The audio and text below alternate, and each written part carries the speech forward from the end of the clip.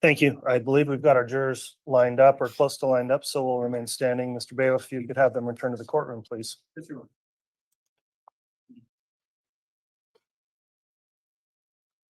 So here comes the jury.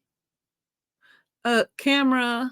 They have it so closed in now, you can't even see his head. All we see is the M tie. All right, please.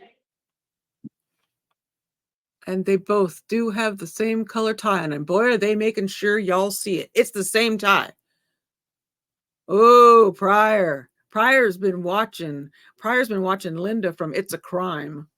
If you don't know who she is, Linda is adorable. She is so cute. I just love her. She's been following this case since day one, like Nate. Thank you. Please be seated. I forgot the all rise thing.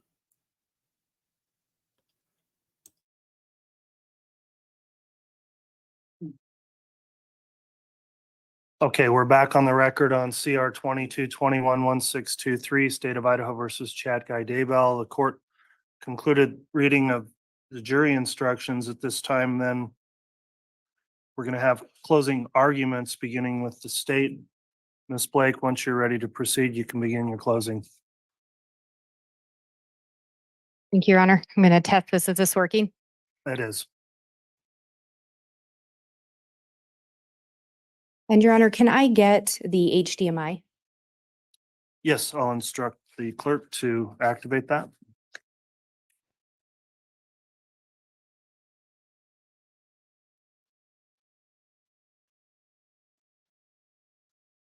And may I proceed? You may, Ms. Blake. Thank you. What's that? This is a call from and paid for by Lori, an inmate at Madison County Jail. This call is subject to recording and monitoring. If you don't wish to talk, hang up now.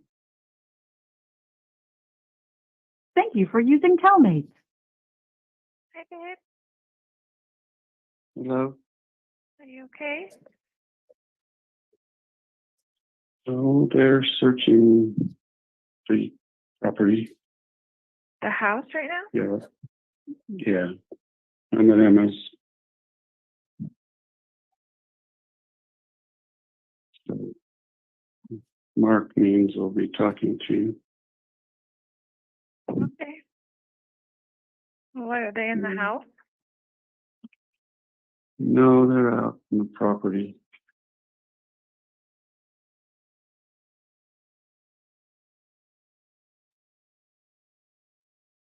Three dead bodies on the defendant, Chad Daybell's property and or in the residence.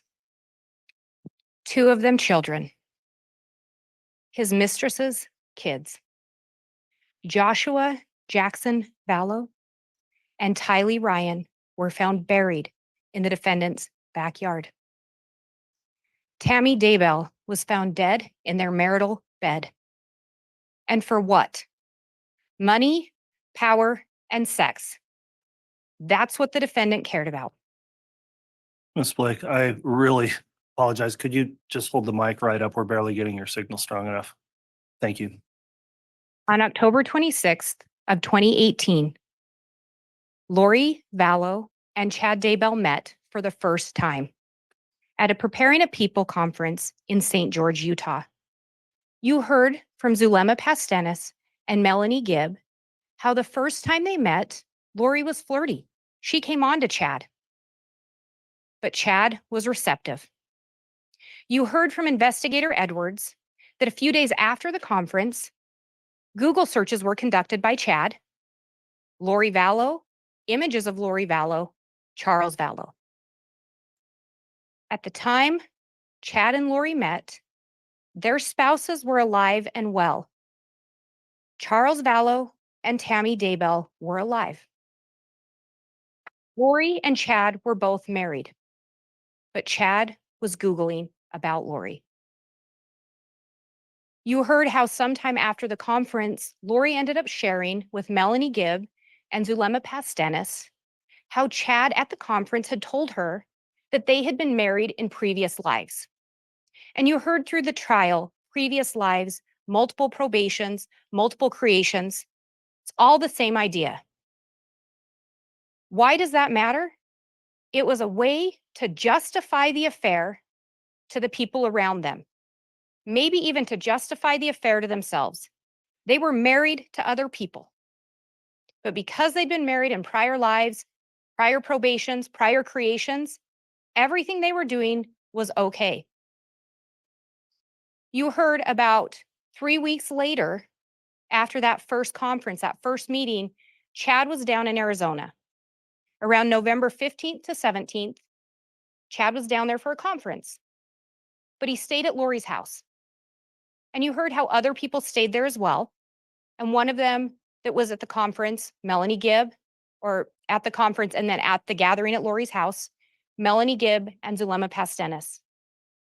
And remember, Zulema talked to you all about how Chad sat the women down. So Zulema, Melanie, some other women, and Lori. And he taught them. Chad was the one teaching. Chad was the one sharing these ideas and these concepts. He was sharing them with Lori too.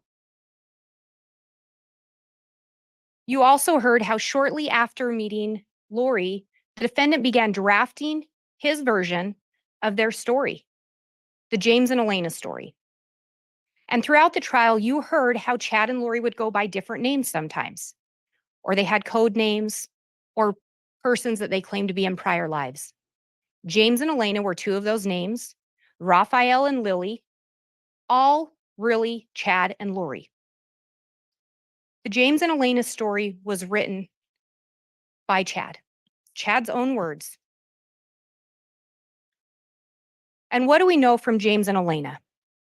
In James and Elena, and you heard about this from Agent Hart, and you heard about it from Analyst Heidemann.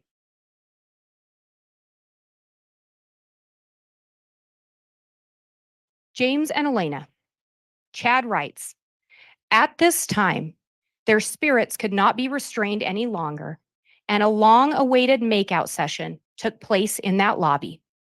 This was manifest in the mortal world to James and Elena through the scientific phenomenon known as loin fire. He also, another excerpt, he resisted an impulse to kiss her, but his entire body was on fire. He instinctively knew she was everything he had ever dreamed of. Additionally, her dimensions were exactly what he had always fantasized about, but that revelation would have to wait a month. These are written about his first meeting with Lori. She is everything he's fantasized about. What is this about for Chad? Sex. He wants to have sex with Lori Vallow. He wants to be in a relationship with her, and he decides that the first time he meets her. We also see in there he has to wait about a month for the full revelation of her dimensions. What does that mean? He has to wait a month before he actually gets to see her body. They're absolutely engaged in an affair. They had two favorite positions that particularly bonded them together. Nothing meant more to James than holding Elena in his arms and unifying their bodies in perfect synchronization. Nothing meant more. This was about sex.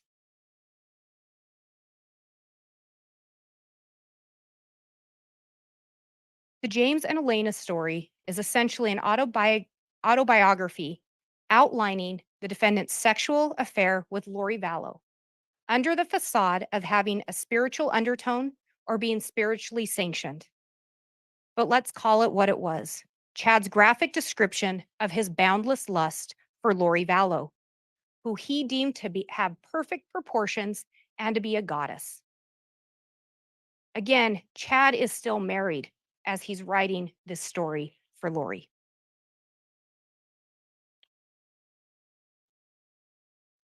And you heard excerpts from the James and Elena story from Agent Hart. James had served in an important position in the Lord's church, and Elena had been his beloved spouse and best friend. That relationship was now meant to continue in this lifetime. Again, married in a prior life, prior probation. It justifies having an affair in this life. He tried to delicately describe their connection to each other, and he was delighted that she believed him. Another theme throughout the trial. Chad is the one with the information. Chad is the one with knowledge, and he shares it with others. Chad shared with Lori their connection to each other, and he was happy she believed him. He knew they were meant to be married again and complete important missions together before the second coming. Again, they're both married to other people. And part of this trial, there was testimony about what we never saw. Through all the communications, through all the discovery, through all the evidence, no indication ever that Chad Daybell intended to divorce Tammy. No indication ever that Chad Daybell intended to separate from Tammy, but he wants to be married to Lori. This mission included being with him, and they would progress together as translated beings. The full plan wasn't yet completely clear to him.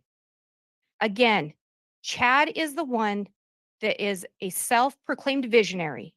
He claims he gets revelation. He claims he has visions. The full plan wasn't clear to him. What full plan? How he's going to end up being with Lori Vallow. They are both married.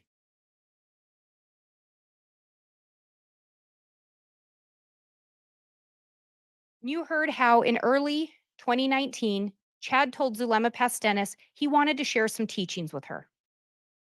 They ended up having a phone call, and Chad started to talk to her about this concept of multi-creations or multiple probations. And when Zulema testified, she had some journal entries. Zulema was open to this concept. She trusted Chad. She trusted Lori, and she was open to their teachings. So much so that she would make journal entries of these because she wanted to keep track of them. She wanted to understand. And the one with the page number 1, that's her outline of this concept of multi-creations. And Chad explained that you could have come in multiple creations, you could come multiple times in the same creation. But one theme was if you'd been exalted in one and you came again, you were exalted in this lifetime. He shared with Zulema some of her past lives. He told Zulema that he had a book of life. And through that book of life, he could see people's past lives and he could see into the future. He also told her he didn't actually need the book. He could do it without it. You heard Miss Pulowski, Melanie Pulowski, that is, Melanie Gibb, and Zulema all reference a pendulum or a pendant that the defendant had at some times that he would tell them he could get answers. But again, he didn't have to have that to give them the answers. Common theme, Chad has the answers, Chad has the knowledge, Chad has that special ability.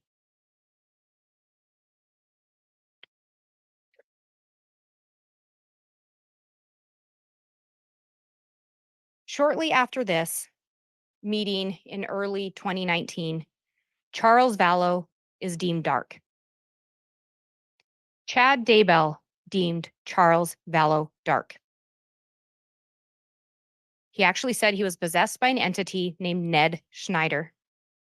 In January of 2019, Chad Daybell was doing Google searches for Ned Schneider. Then the idea of castings comes into play. And page 5 from Zulema's journal talks about her understanding of castings and what would happen. And you heard Miss Pulowski, Miss Gibb, and Miss Pastenis all talk about how they were involved in castings at different times. There was testimony that sometimes Chad was there, testimony that sometimes he wasn't. But they would do a casting, a prayer circle, there were some other descriptions, but at the end of the day, the person wasn't there. They weren't physically touching the person. How would they know if a casting was successful? Lori would call Chad. Chad had the information, Chad had the knowledge. When it came to Charles, castings on Ned were said to be successful. Ned was gone. But the problem was that eventually, Chad and Lori taught that if a person was possessed, it meant the body had to die. the individual, the actual spirit of that body was gone. An evil entity was in that body, and in order to set the person free, the body had to die. So when a casting was successful and the body didn't die, well, now there's a new entity. That's what Chad would tell them. So Charles became Garrett. Castings are done on Garrett. They called Chad. It was successful. Well, Charles was still alive. The body didn't die. So now Charles is Iplos. And Iplos is an even more demonic entity. Iplos is so dark that we get a new term introduced of zombie.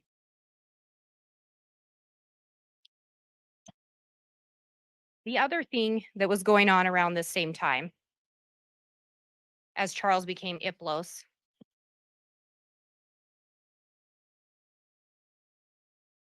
is that Charles actually confronted Lori about her affair with Chad. Around June 29th of 2019, Charles Vallow confronts Lori. And he tells her, I am going to email Tammy Daybell. She deserves to know what's going on. Charles, in fact, sends an email to Tammy Daybell on June 29th of 2019, informing her of the affair. Charles also sends an email to Chad Daybell on June 29th of 2019, confronting him about the affair, telling him it's improper, it needs to stop. Then on July 1st of 2019, Charles tells Lori, I'm going to go meet with Tammy in person. I'm going to tell her what's going on. Lori tells him, she won't talk to you. She's my friend. Lori and Chad are in constant communication. You heard that throughout the trial. They're having an affair. They're talking. They're getting burner phones. And you heard testimony about the burner phones. They all had multiple different phones that they would use. And when I say they all, Chad and Lori and Alex. Only 10 days later, 10 days after Charles threatens to go and tell Chad's wife about the affair, Charles is shot and killed. He's shot and killed by Alex Cox in Arizona. We heard from the Arizona detectives that on that fateful day, Charles had shown up to take his 7-year-old son, little JJ, to school. Instead of getting to take his son to school, he wound up dead. Why? Charles was dark. Charles was a zombie. And if someone's a zombie, if someone's dark, the body has to die. We know that Melanie Gibbs said, she asked Alex, do you believe in these zombie teachings? Do you believe in zombies? Alex's response, 100%. Zulema asked Alex, or when we asked Zulema, did Alex believe Chad? Zulema's response, 100%. Shortly after Charles' death, Melanie Gibb talks to Lori. And you heard from her what was missing. No signs of grief, no signs of remorse. Her husband had just been shot and killed in her home by her brother. No signs of grief, no signs of remorse. On July 11th of 2019, the other thing we know, Chad and Lori were in contact throughout that day. You heard that through Detective Werther's testimony. You heard from Detective Duncan and Detective Werther that there were several text messages exchanged in the morning hours of July 11th of 2019, with the last one being right around the time Charles Vallow would have arrived at Lori's house. Zulema said she saw Alex shortly after the shooting, and she asked him, are you okay? What's going on? Because also, no signs of remorse, no signs of grief. Alex's response to her, he was a zombie. Alex 100% believed in zombies. Alex 100% believed Chad. Chad said Charles was dark. Charles was a zombie. Chad said if someone's a zombie, the body has to die. Alex shot and killed Charles Vallow. Alex 100% believed Chad.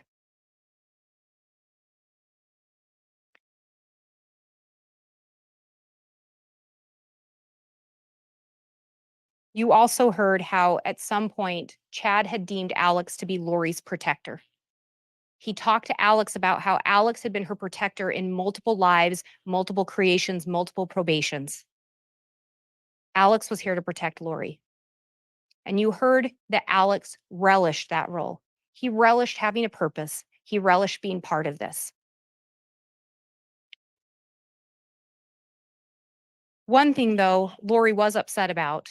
Zulema had asked Lori at one point, if Charles is a zombie, why are you back with him? Lori's response, I need to get my finances in order. After Charles' death, Lori reaches out to Chad to tell him, I'm not getting the $1 million life insurance policy. He must have switched the beneficiary. As they proceed through this conversation, Chad's response, interesting if it was him after he had 2 bullets in his chest. No remorse, no grief. Lori did message Chad, though, to let him know that it was probably Ned that changed the insurance before we got rid of him. She's messaging Chad that. She also lets Chad know, don't worry, I'll still get $4,000 a month in Social Security.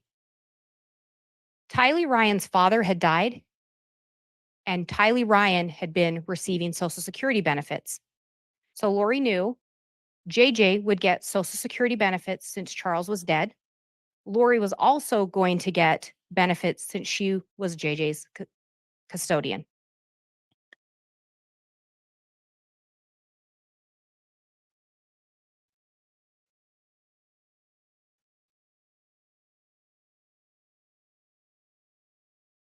Seven days after Charles' death, Chad is texting Lori.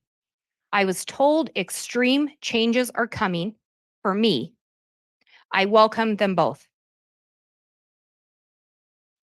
What were the extreme changes? Charles has been dead for 7 days. What extreme changes do we know happen in Chad's life?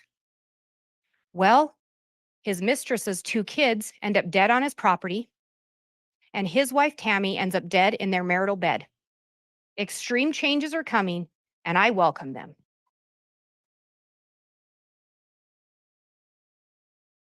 Chad and Lori engage in further text conversation throughout that month of July. Chad, at this point, they've started to talk about labeling people as dark. And again, Chad is the one that can do that. They start talking about death percentages. Chad, again, is the only one that can determine someone's death percentage. How close someone is to dying is determined by Chad Daybell. He tells Lori in this message, and keep in mind, he is talking about toddler children, young children. He decreased the pain tolerance to 1% and greatly increased his pain. He then asked Lori, do you want me to cause pain to those 2 3s?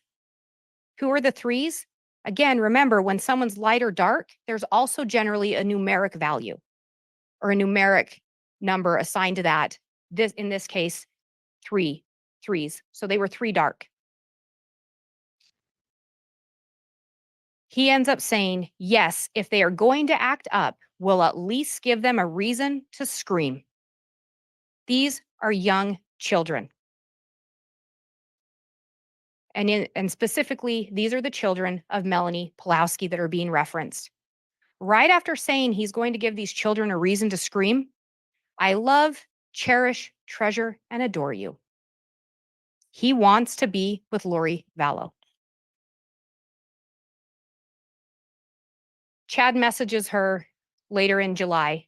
Every few weeks, I get to escape and have amazing adventures with my goddess lover. But then I have to return to my place under the stairs, feeling trapped. But I sense permanent freedom is coming. What did Chad need permanent freedom from? He just returned from seeing Lori Vallow. His wife is still alive. He feels trapped when he's at home with his family. Who does Chad want freedom from? Tammy. And he senses it's coming. We talked in this trial about how Chad and Lori would manipulate each other.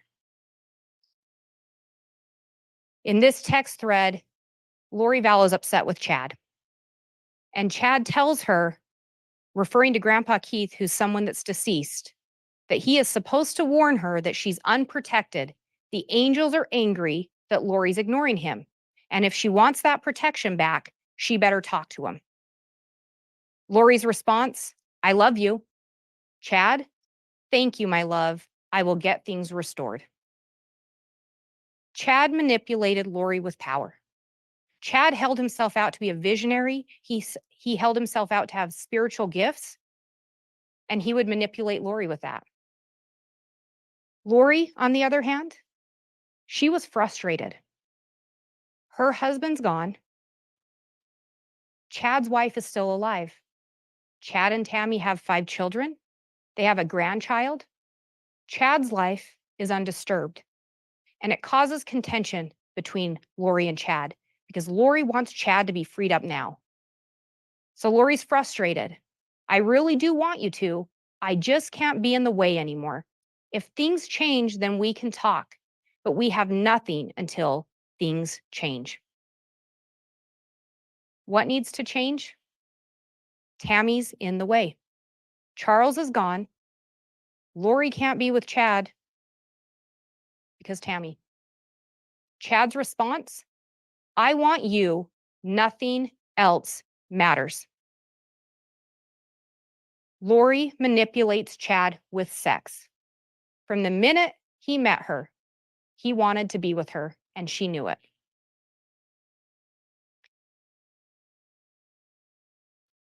About a month after Charles' passing, Lori's asking Chad, do you think there is a perfectly orchestrated plan to take the children? Chad's response, there is a plan being orchestrated for the children. I was shown last night how it fit together. Again, Lori asked Chad. Chad has the answers. Is there a plan to take the children? And what children are they referencing? JJ and Tylee.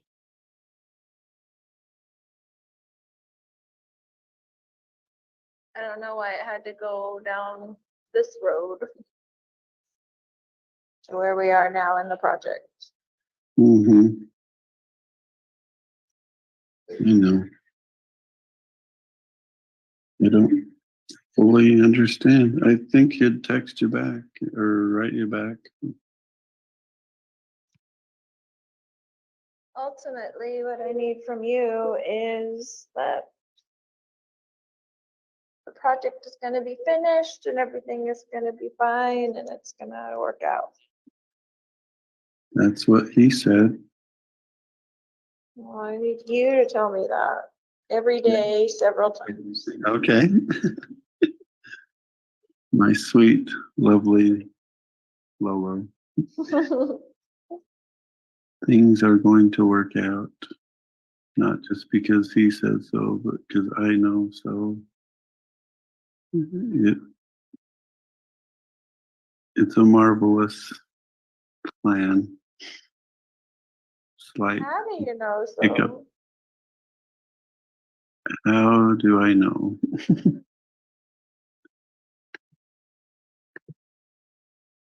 It's been shown to me, honey. I've seen those beautiful eyes filled with tears as she sings to amazing groups of people, and I've seen that wonderful body dance to heavenly songs. Your purpose is only beginning, it's hardly begun. And it will be the pair, it won't be solo. And it's going to be incredible. Be cholo and not I have solo. absolutely nothing. That's right. Yep. It will be the Eurythmics. No solo careers.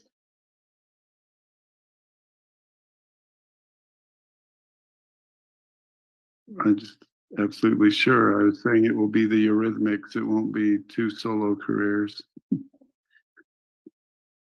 I know, but I'm saying, you said you have absolute what? Confidence? Absolute assurity, confidence, confirmation. It's going to be as seen. There's some things that aren't going to be altered.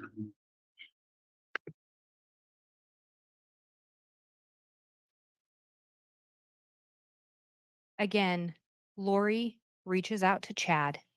She needs affirmation from him. She needs to talk to him about what he knows with the plan.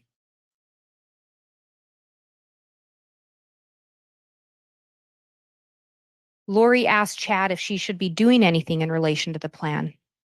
Chad's response?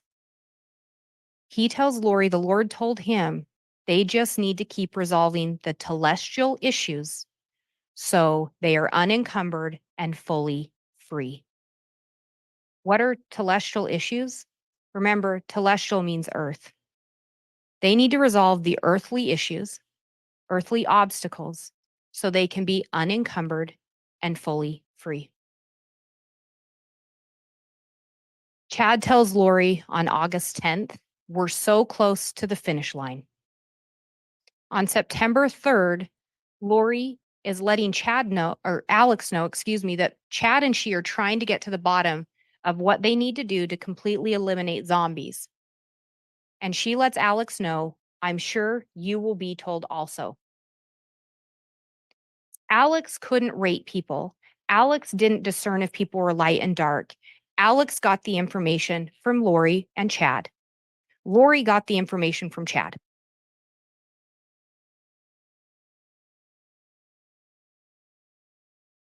Chad tells Lori, we are surrounded by telestial relatives that are simply obstacles. Earthly relatives that are simply obstacles are surrounding Chad and Lori. And again, he tells Lori, I want to be with you. That is my greatest hope and dream. To be together, they've got to get rid of the earthly relatives that are simply obstacles. Because remember, they need to remove the obstacles so they can be fully free and unencumbered. Shortly after Charles' death in early August of 2019, shortly after Charles' death, Chad Daybell travels down to Arizona, and he stays in the residence where Charles Vallow has recently been shot and killed. Zulema talks about seeing them there. She talks about the fact that she thought they were maybe acting inappropriate, given the fact that Tammy was still alive. Chad assured Zulema that Tammy was going to die, and that Tammy would be okay with he and Lori being together because Tammy was going to move on to her mission. His mission, again, it's with Lori. He says that time and time again. We have a mission together. It's he and Lori. He decides Tammy has her own mission. Why? To justify the affair. Zulema talks about how in August she notices a change in Alex and Chad's relationship. Again, Alex has just shot and killed Charles Vallow, and now he and Chad seem to be closer. She talks about Chad giving Alex a blessing, and in the blessing, he tells Alex that Alex needs to move to Rexburg. Alex had no known ties to Rexburg outside of Chad Daybell. Alex trusted Chad so much that he flew back with Chad to check out Rexburg. Eventually, Alex was told that he was exalted. And remember, we talked a little bit about that, and you heard about it in the trial. If someone was exalted in a prior life or a prior creation, They were exalted in this one. And you heard Zulema talk about how Lori would address that. If Lori did something and she was asked about it, she'd tap her hand, doesn't count for me. It didn't count for her because she was exalted. They taught Alex that same thing. What Alex did in this life didn't count for him because he had been exalted. Around September 1st of 2019, Lori ends up relocating to Rexburg as well. JJ and Tylee come with her, as well as Alex Cox, and they moved to 565 Pioneer Road in Rexburg, Idaho. Lori ended up telling the principal of JJ's school, Josh Wilson, that she moved to Rexburg because her husband had died of a heart attack and she wanted to be moved close to family. Lori had no family in Rexburg. Her connection to Rexburg was Chad Daybell.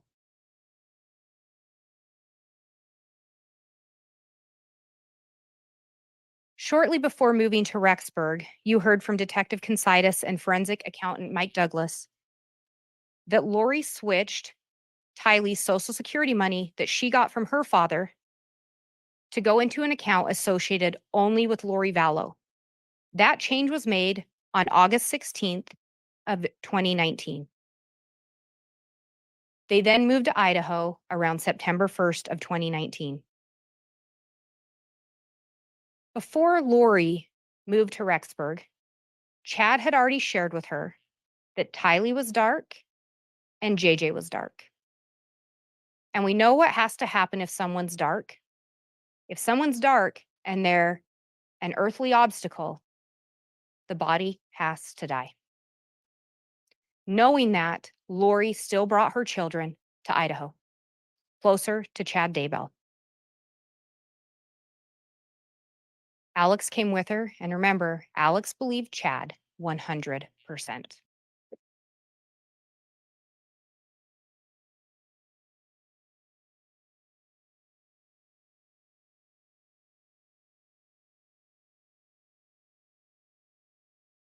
In July, 7 days after Charles' death, Chad Daybell texts Lori, "I've been instructed to focus my efforts on Hillary." Who is Hillary? That's Tylee. Lori asks him, "Find out her percentage for me and JJ's." What's the percentage? It's the death percentage. Chad's response, "She is at 0.13. I turned up the pain to 10. Tylee is a 16-year-old girl. He's turning the pain up to 10, and he's saying her death percentage is 0.13. He then tells her that Raphael, another name for Chad, visited him talking about JJ and told him to follow Amy into the light.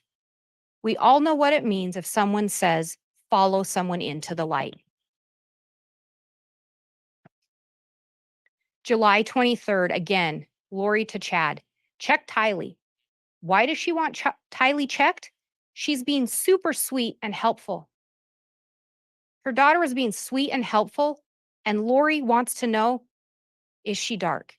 What's her death percentage? And who is she asking for that information? Chad Daybell.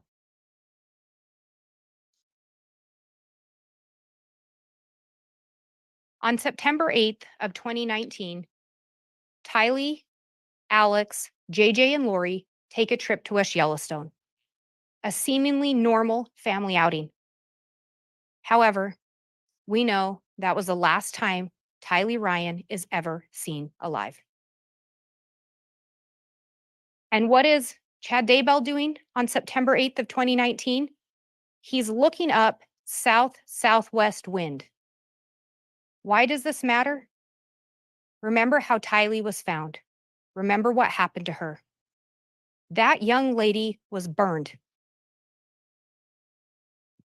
Her remains discovered on Chad Daybell's property.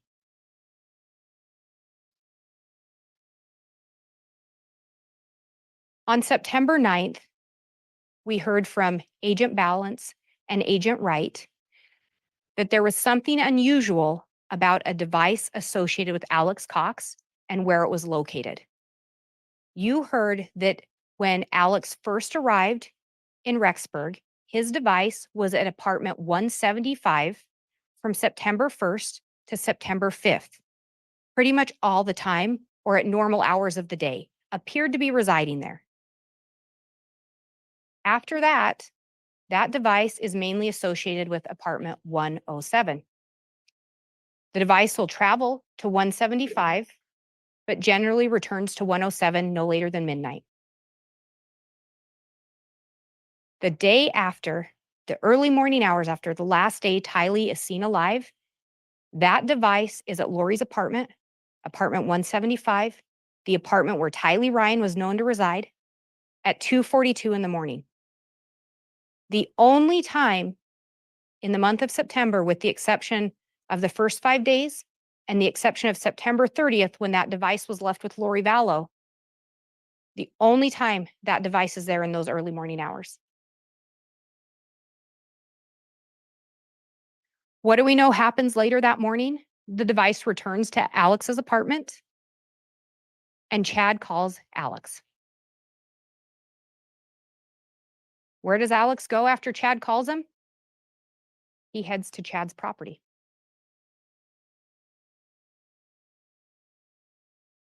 And again, you heard from Agent Wright and you heard from Agent Balance that that device is up on the Daybell property those morning hours. And there's some data points there showing 9:21, 10:39, 10:57. And what do we also know happened on the morning of September 9th?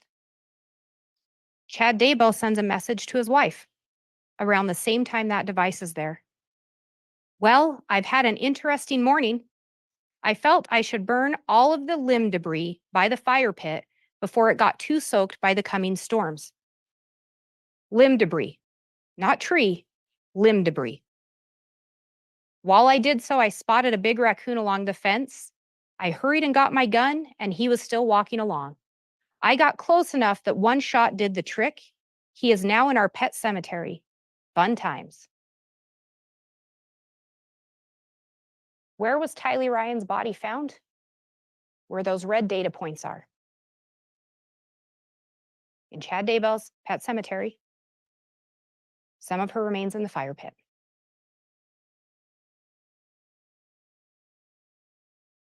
Where does Chad go after that? Or excuse me, where does Alex's device go? Back to Lori's.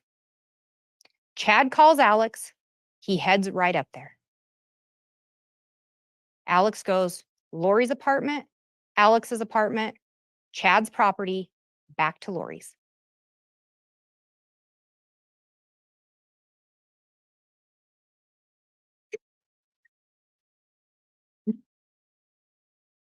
And we know where that young lady was found. She was found on Chad Daybell's property. Chad labels someone dark. Chad says if someone's so dark or a zombie, the body has to die. Alex believes Chad 100%.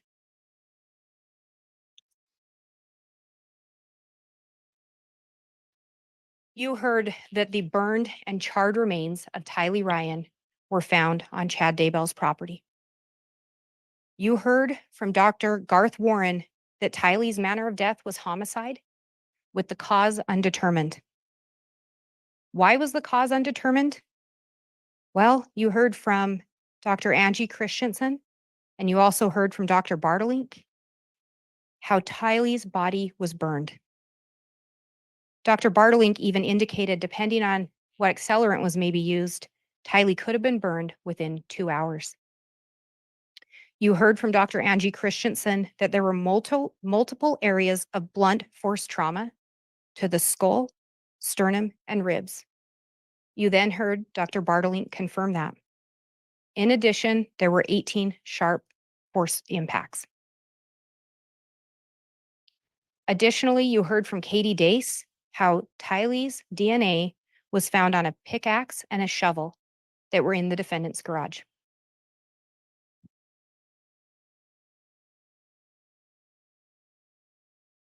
We also heard from Alice and Todd Gilbert And Alice Gilbert talked about how when Tylee was still missing, before she was found, Alice asked Chad about her. She wanted to know, doesn't Tylee want a life? Doesn't she want things that most young girls get? Chad's response, well, Tylee didn't like people and she didn't like me. What stood out to Alice? Tylee hadn't been found yet, and the comment was in the past tense.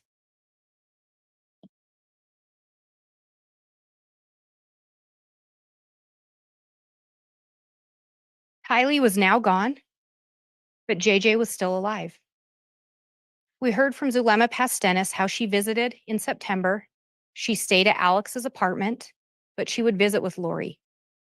You heard from her that she asked Lori, where's Tylee? Because she didn't see her. Lori's response, don't ask. Zulema talked about how she did see JJ though. JJ was alive and well at that time. On September 18th of 2019, Lori began receiving the Social Security payments for JJ and herself from Charles' death.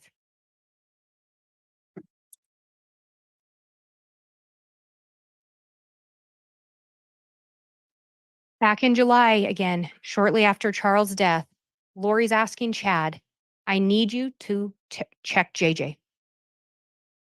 Why? He was calm and wanted to watch movies.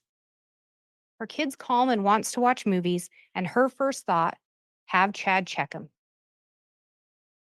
Chad's response, JJ is at a 2. On August 10th of 2019, Chad messaged Lori that JJ was getting close. Says, when I was sitting across from him eating bacon, I sensed he was barely attached to his body.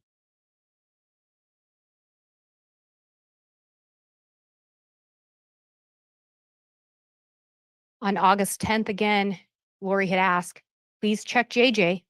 Chad's response, or then Lori further pushes, is he at 0 yet?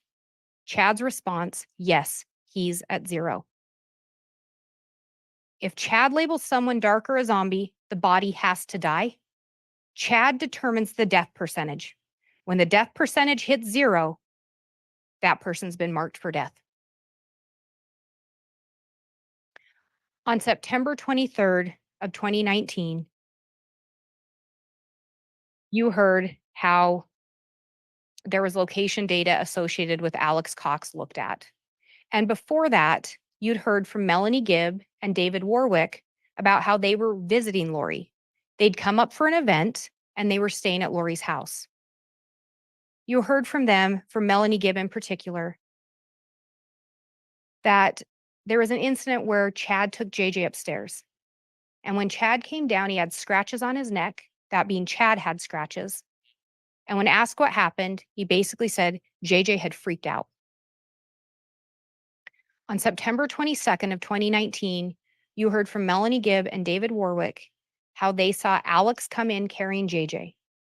JJ's head was on Alex's shoulder. They assumed he was asleep. David Warwick thought it was a sweet moment.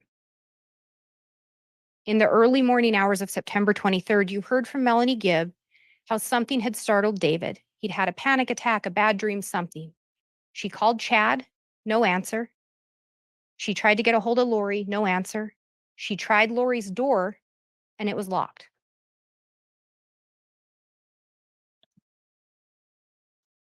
The next morning, you heard from David Warwick that he asked where JJ was on the morning of September 23rd. Said, I wanted to say goodbye to JJ before I left. They described Lori as appearing somewhat nervous, starting to talk fast, and she explained how JJ was dark. JJ was now a zombie. JJ had gotten on the cabinets. He was knocking over pictures of Christ. And so he wasn't there, and she wasn't going to go get him. Melanie and David never saw JJ again. On September 23rd, later that morning, Chad places a call to Alex. And what does Alex do when Chad calls him? He heads up to Chad's property.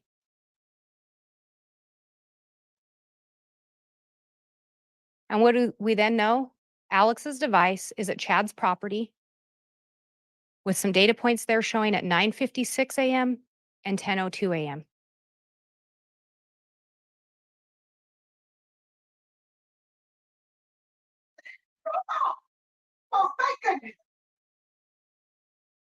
We know where JJ was found. JJ was found on Chad Daybell's property, close to where those red data marks are.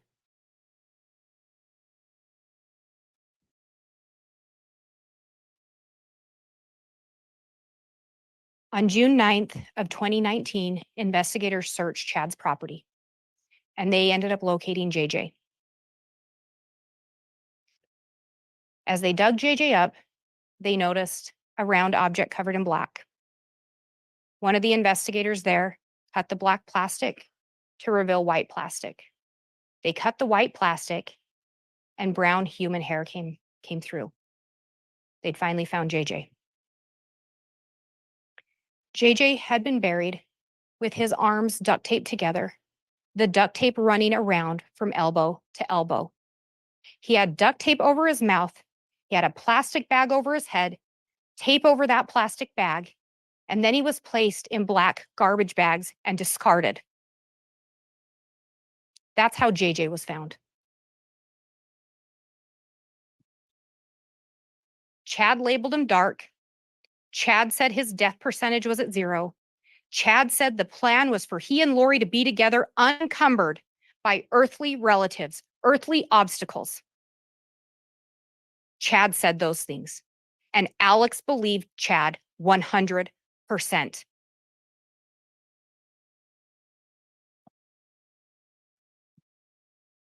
Chad knew Lori was receiving Social Security money. She told him, "We saw that message. I'm still going to receive the $4,000. She was actually receiving more because she'd switched Tylee's money to go to her as well.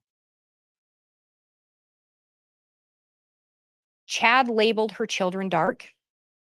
Their bodies were buried on his property, hidden from those looking for them.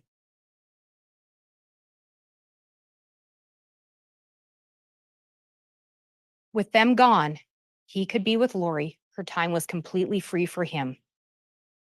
And knowing if the bodies weren't discovered, Lori would continue to receive that money. As you heard from Mark Sari with the Social Security Administration, should have been reported. Lori continued to receive those benefits.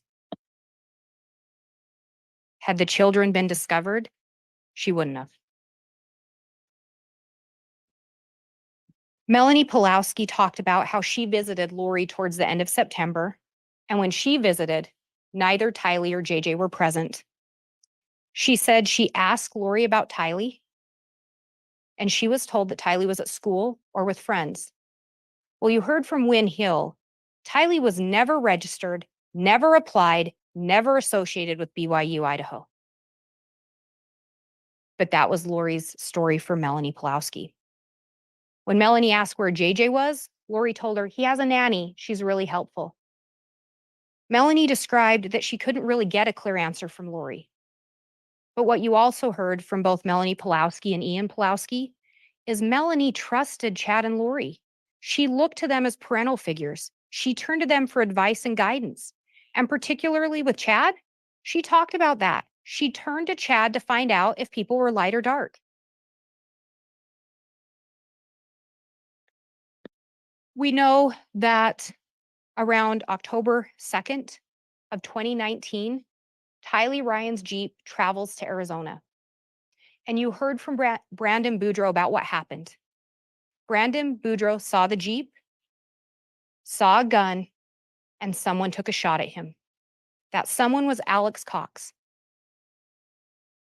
Brandon Boudreaux had been determined to be dark by Chad Daybell. That bullet hit the top of Brandon's car. Brandon lived to report it.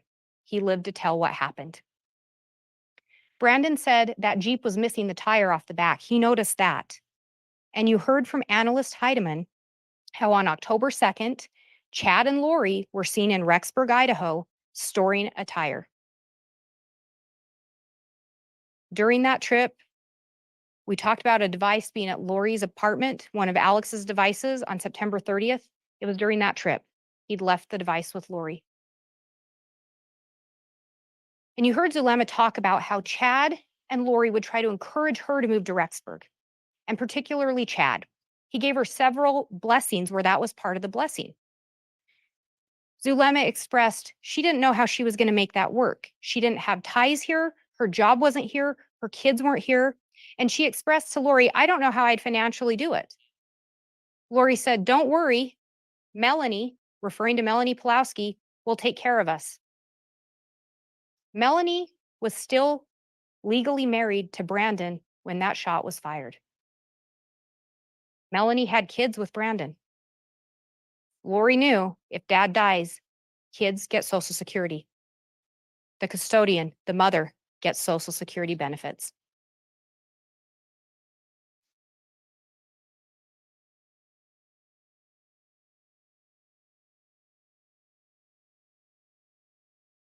Just days later, on October 4th of 2019, Tammy Daybell travels down to Utah. Now, you heard testimony that was rare for Tammy to go on a long trip alone. She didn't like to drive alone. But you also heard Chad was supposed to go with her and he backed out. Why did he back out? Well, we saw the messages between Lori and Alex about how she and Chad were going to get to go on a real date. Tammy was gone to Utah. He and Lori were going to get to go on a date. You heard from her sister, Samantha Gwilliam, how because Tammy had been diagnosed with depression at some point, she made it a habit that when she would see her, she would give her a once over. She would check on her, make sure she looked healthy, make sure she didn't appear to be suffering with the depression. Samantha did that on this trip. And what did she notice? Tammy appeared fine. She noticed no physical problems. Tammy reported no physical problems. She reported no medical issues to Samantha. Samantha saw none.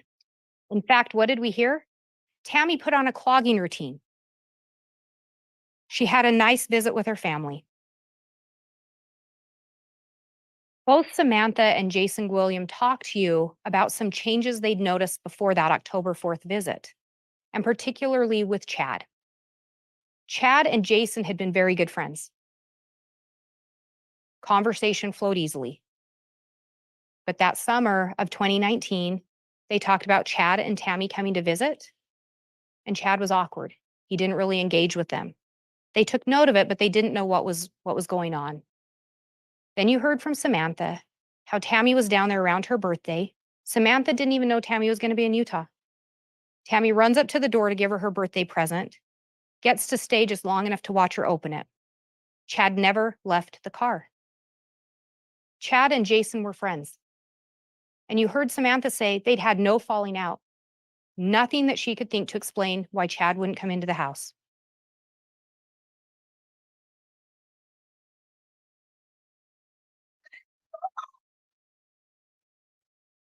Again, back in July, when Chad and Lori are talking about death percentages, Chad tells Lori he got the inspiration to go back to he uses my original death percentages that helped us track Charles, Ned. Chad had the death percentages to track Charles. Tammy is very close. Her percentage has fallen steadily since Iplos left. It is encouraging. Charles Vallow was killed on July 11th of 2019. Since he left, Tammy's levels were dropping. Chad then tells Lori, Tammy is at a 3.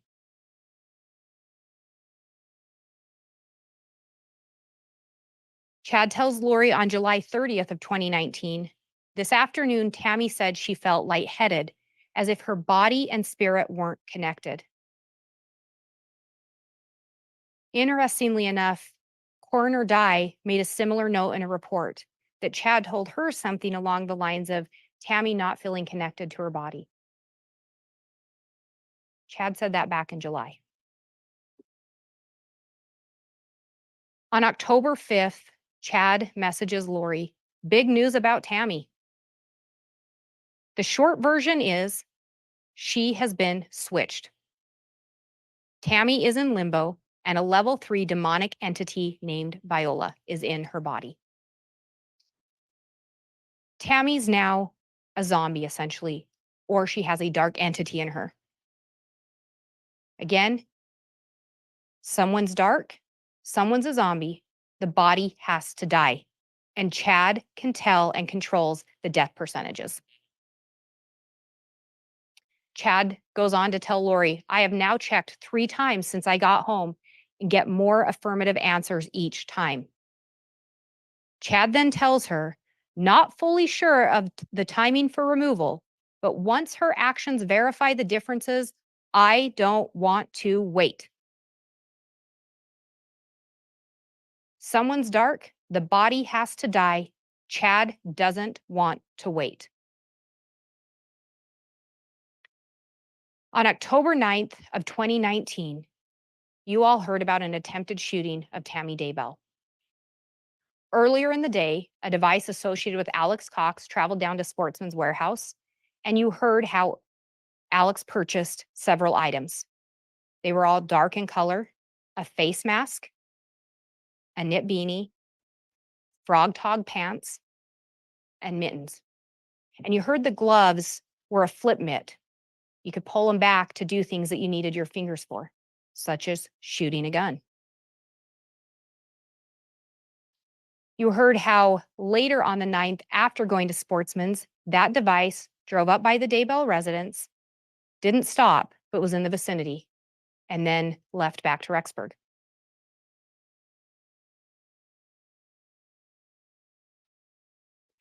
What you also heard was that Alex Cox had purchased a burner phone on October 8th of 2019, just the day before. That device was activated on October 9th of 2019. Chad Daybell also had a new burner phone that he'd activated on October 8th of 2019. And you heard talk of the 401 number. That particular phone was only in contact with Lori Vallow and Alex Cox.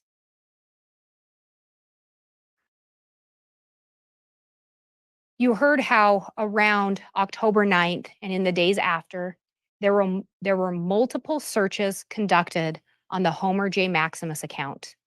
Homer J. Maximus was Alex's account. He had searched drop from 100 yards to 300 yards, 6.5 Grendel.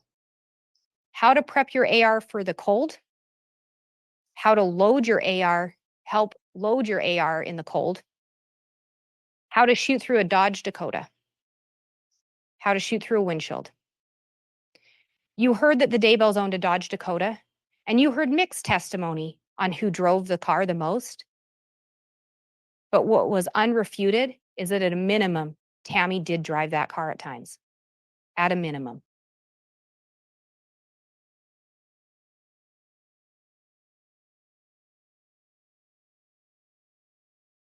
On October 9th of 2019, there were multiple messages exchanged between Alex, Chad, Zulema, and Lori.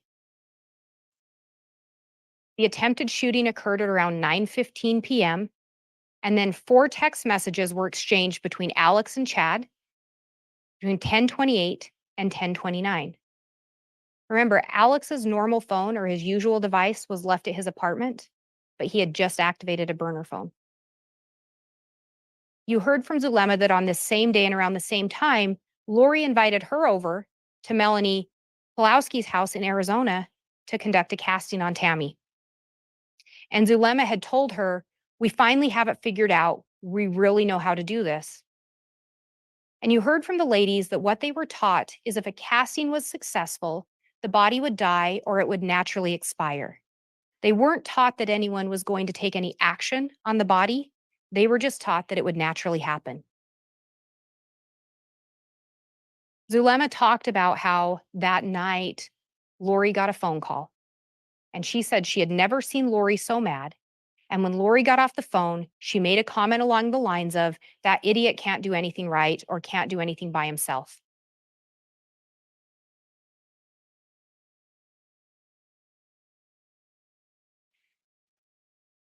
And when we talk about the timeline on October 9th, you can see there were multiple communications between Chad and Lori and Alex and Chad.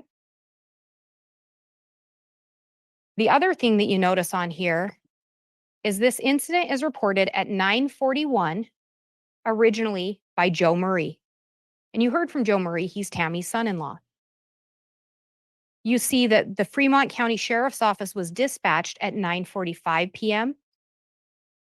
And then at 9:49, Tammy made a call into the non-emergency line in Fremont County. 9:52 is when the Fremont County deputy arrives on scene.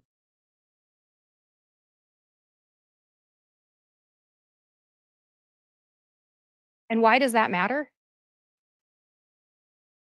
Tammy had done a search, or someone using Tammy's account had done a search for first an airsoft gun and second a paintball gun. But when you look at the time of the search, 3:29, if you do the calculations for UTC, it ends up at either close to 8:30 p.m.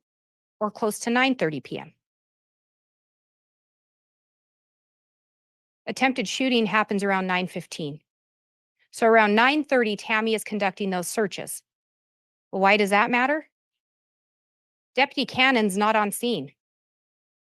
Deputy Cannon doesn't get to the scene until 9:52. He can't be there when Tammy's looking at anything. He can't be there to know who did the Google searches. And Deputy Cannon talked to you about the fact that he was looking for casings. Why was he looking for casings? Because he didn't know. He thought it could be a rifle. Nobody knew if this was a paintball gun or a rifle. What else we know from Deputy Cannon's report is towards the bottom, when he talked to Joe Murray told him he was cutting wood on his property when he heard Tamara scream. Joe Murray heard his mother-in-law scream. He called 911. Later, Tammy called dispatch.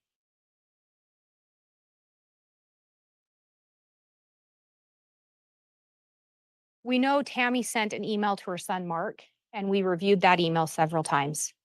We know Tammy called into dispatch, and we reviewed that call several times. Tammy at times refers to it as a paintball gun, but remember how she describes it. He was holding it like it was a rifle. He was pointing it at me. He was pulling the trigger. He was shooting at me. This wasn't someone just pointing a gun. This wasn't a prank. The person was pulling the trigger. She says it was dark.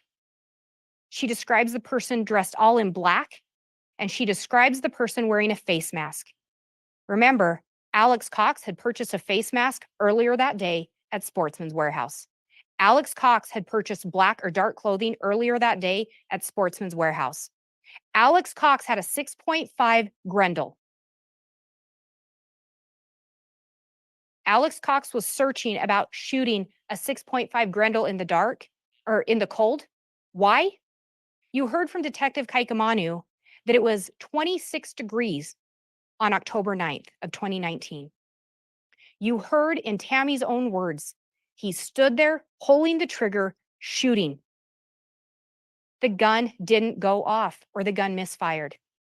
Alex is searching about how to shoot an AR in the cold.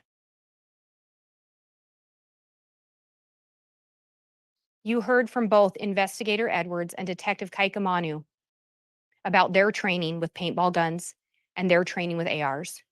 You heard from them how the scope on an AR could be mistaken for a hopper on a paintball gun. You further heard when it's dark, it's even harder to tell. You further heard that if the gun is pointed at you, it's going to be that much harder to tell. You also heard that Tammy wasn't familiar with guns. Her own kids, Emma and Garth, told you. They've never seen Tammy with a paintball gun. They've never seen Tammy with an assault rifle. But what do you know? Tammy was scared. Tammy sent a Facebook message warning people. In her email to Mark, Tammy said, "The scared part came later when I realized what could have happened. I didn't want to go out the next night alone after dark. Tammy had no idea someone wanted her dead, but she was still scared by that incident.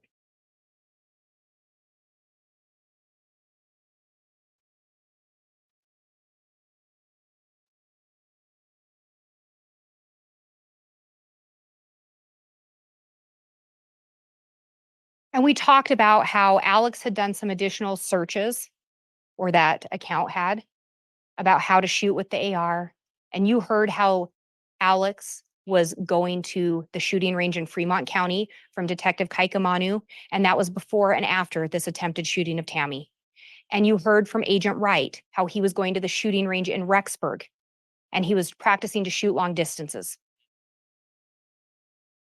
And you heard from Investigator Edwards, he talked to you about how he looked at that gun. He looked at that Grendel 6.5 and it had a pin that was loose.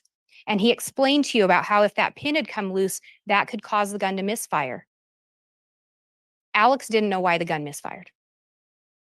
That's why he was looking at shooting an AR in the cold.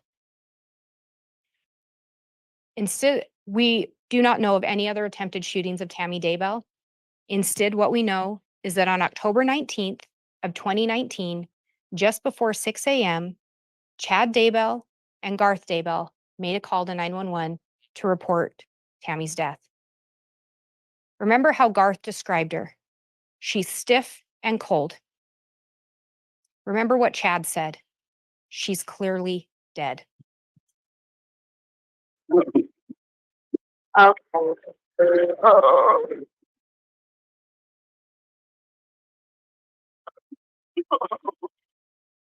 Yeah, she's not even gross.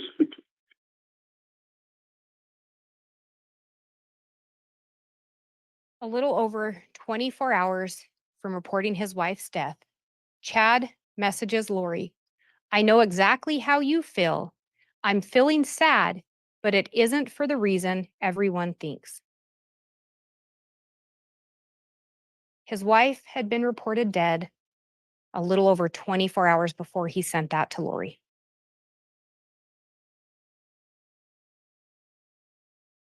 You heard the description of Tammy, stiff and cold, clearly dead. And yet, Garth and Chad say they put her back on the bed. Garth says he hears a thud and his dad calls for him. However, Garth and Chad were consistent. Tammy didn't fall out of bed. Where's the thud? They both describe the top part of Tammy falling out of the bed and her legs being tangled in the sheets. And you heard from the coroner that when she arrived on scene, there was this rag in the bedroom. And she took the rag and she wiped the foam or the sputum that was coming out of Tammy's mouth. But what you also heard from her was it was a rag Chad had already been using. Tammy's clearly dead. The body's been moved. The foam's been wiped.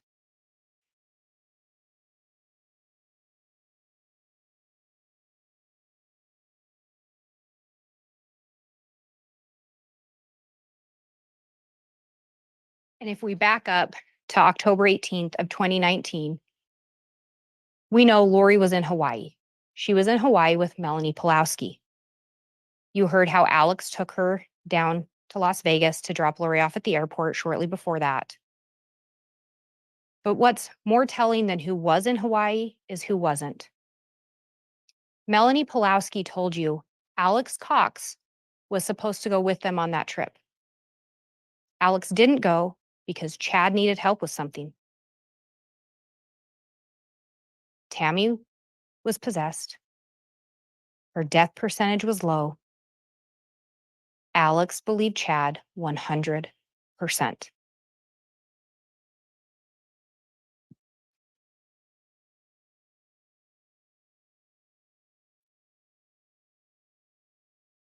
And you heard from several witnesses, Detective Kaikamanu, Investigator Edwards, and Agent Balance, that advice associated with Alex Cox was at a church just 2.6 miles from the Daybell residence from 10:07 p.m.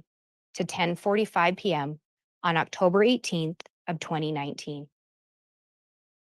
Chad needed Alex's help with something. You heard testimony. Alex didn't know anyone else in the area. He knew Chad. Alex didn't know Tammy, but he knew Chad. At 11:53 p.m., the phone, again, there was a data point, about a 7-minute drive from the church.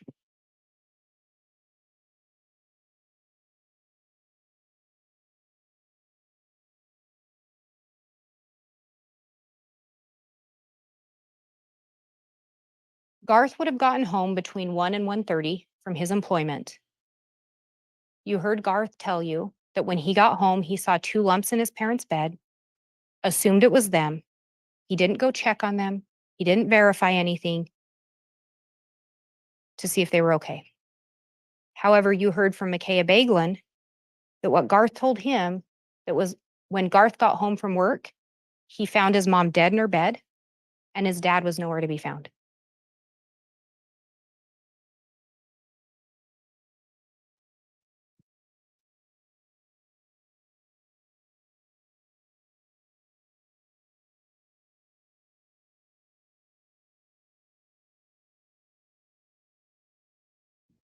And you heard from Deputy Greenalch, and you heard from Deputy Coroner Wilmore and Coroner Brenda Dye.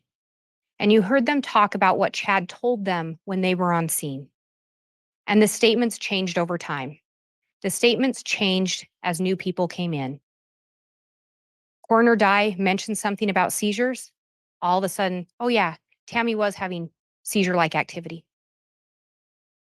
Nothing in Tammy's medical records support low blood pressure. Nothing in her medical records support seizures. Nothing in her medical records support any kind of a negative drug interaction between homeopathic medications or any other medications Tammy was on. Those were statements provided by Chad Daybell. Initially, based on the information provided solely by Chad, no autopsy was ordered. However, just weeks later, the Fremont County Sheriff's Office was contacted by the Gilbert Police Department about that attempted shooting of Brandon Boudreaux. They'd linked the Jeep that was used in that to the Fremont County area. And more specifically, they wanted them to check if it was at Chad Daybell's property. Shortly after that, an investigation was launched by Fremont County into Tammy Daybell's death. This included exhuming her body. Her body was exhumed so the Utah Medical Examiner's Office could perform a full autopsy and conduct an investigation into the cause and manner of death. And they, in fact, did that. And we'll come back to that in a little bit. After Tammy's death, you heard how Chad told multiple people that he couldn't stay at the house anymore. He was going to move in with a friend. This was right after Tammy's passing. You also heard how Tammy died on October 19th of 2019, or that's when she was pronounced dead. That was a Saturday.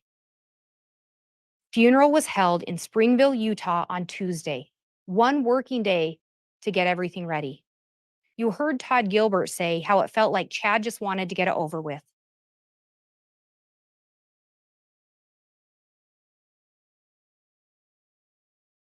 And you also heard from Samantha Gwilliam that she had concerns because Chad indicated he didn't want his name on the headstone. Tammy was going to be buried alone in Springville, Utah. You also heard Patty later talk about she went to the funeral and Chad's talk was disturbing to her. It was disturbing to her because he talked about Tammy's depression and how she was hard to live with. Patty thought that was a little off-putting. Alice Gilbert also thought it was odd, but she thought it was odd that Chad spoke. In her experience, usually it's too difficult for a spouse to give a talk at the funeral. Steve Schultz, who was the mortician from Utah, indicated he thought the timing of the funeral and the fact that there was no autopsy and that Chad didn't want an autopsy was a red flag. So much so that he asked Jason William, Chad's brother-in-law, do you think he killed Tammy?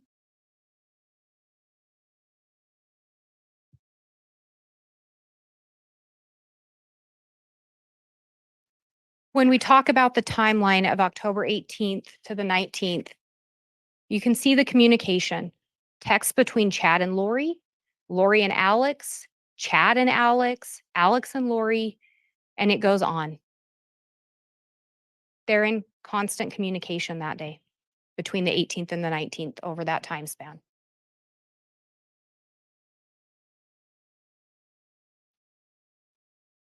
Tammy Daybell had an autopsy conducted by the Office of the Utah Medical Examiners.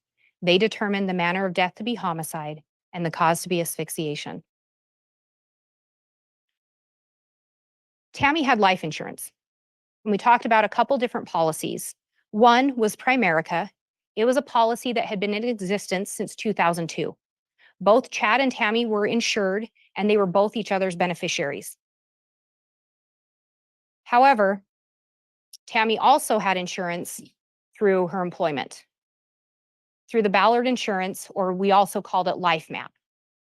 She had a base of $50,000, and on September 8th, just a little over a month before her passing, she raised her individual amount to the maximum of $80,000.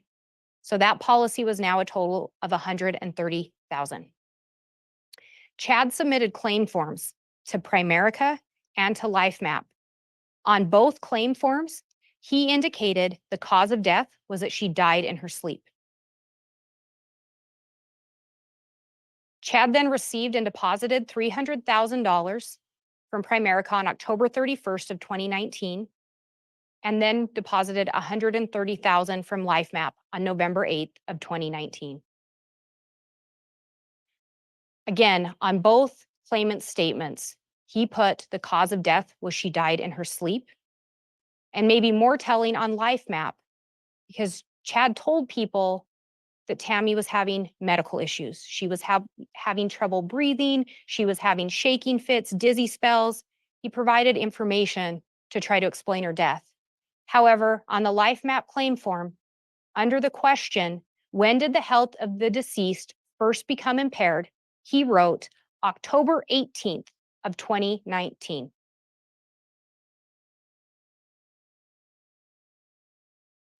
When Tammy upped that LifeMap insurance, Chad signed off on it too.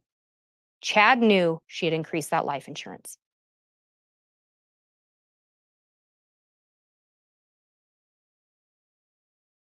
You heard how just days after Tammy's death, Chad went and visited with Alice and Todd Gilbert. And he told them about Lori. And shortly after, he brought Lori to meet with them.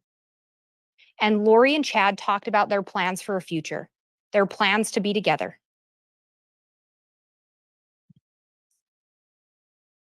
What else was telling about that visit? They asked about kids. Chad's response to Alice, Lori had a daughter that died. Tylee hadn't been found yet. They went to dinner with Chad's parents, and you heard from Sheila Daybell. Lori told her, I have a daughter that died. We know on May 6th and 7th, Chad and Lori Googled searches for malachite rings. This was during a time that Tammy and Charles were still alive. We know on August 14th, Lori attempted to purchase a malachite ring. Again, on August 25th of 2019, she again attempted to purchase a ring. Charles was dead, Tammy was alive. On October 2nd, Lori purchased 2 malachite rings. Then she also purchased one more. The other ring was a men's size 11.5. And what's telling is that ring was returned on October 4th for a size 11. Then on October 25th, it was returned for a size 10, and that ring wasn't returned. That ring, however, resembled the ring Chad Daybell was wearing in their wedding photos when he and Lori got married on November 5th of 2019, just 17 days after Tammy's death. Chad filled out a rental application for Hawaii.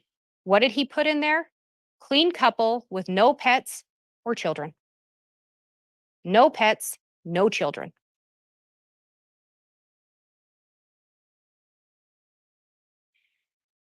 Chad and Lori had been messaging in July about a movie. Lori ended up telling him, looks like Kauai a lot. Chad, hopefully we will be there someday soon together. Chad's response again, that is the plan.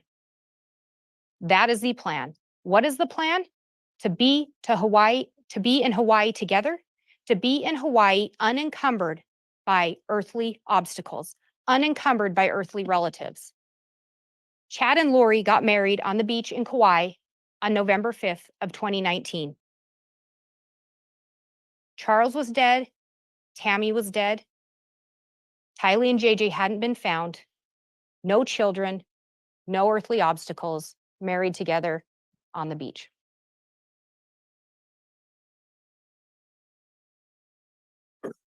Chad and Lori's bliss didn't last long because Kay Woodcock reported her grandson JJ is missing. And you heard from Detective Hermosillo how in November of 2019, he, along with some other officers, responded to 765 Pioneer Road. You heard how immediately upon arrival, untruths were told. Alex said JJ was with Kay. He said he didn't have a phone number for Lori. Chad said he barely knew Lori and didn't have her phone number. Lori said JJ was with Melanie Gibb and that Chad was her brother's friend. Chad and Lori were married. Hi, Lori. Sorry to bother you again. Yeah, we're having Melanie. get hold of your friend down there, Melanie. Well, they were going to Frozen 2 today.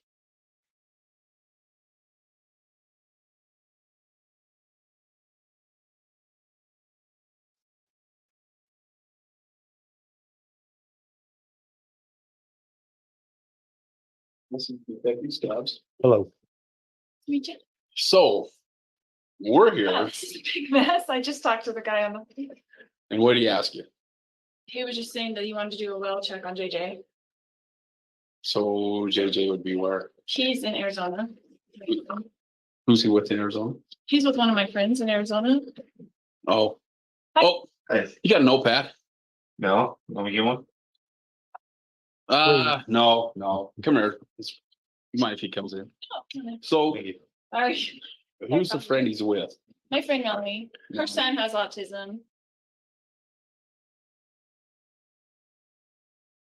That stuff that was going on. If you want to know, it's a lot of stuff. So Well, that's why we're concerned because it just was kind of weird. it is very weird. I've had to move around a lot. One of my brothers is trying to kill me, not the brother that lives here. Obviously, he's kind of my protector. But everyone is causing me trouble right now. So We don't want to cause a lot of trouble. How long have you been here? we only been here since September. Okay. We moved up here in September. My daughter to go to BYU.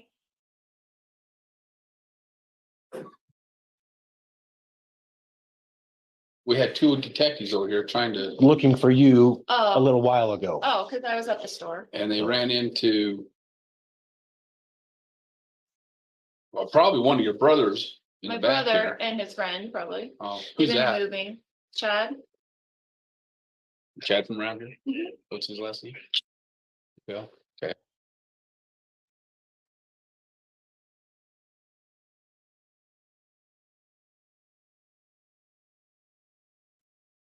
On that same day, Chad called Melanie Gibb and he told her, the police are going to call, don't answer.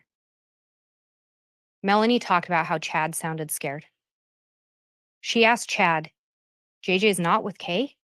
Chad's response, no. Chad knew JJ wasn't with Kay. Later, Lori did reach out to Melanie and she asked Melanie to lie to the police and say JJ was with her, that she'd taken him to the movie Frozen. She even went so far as to ask Melanie to snap a photo of some kids to try to pass it off as JJ.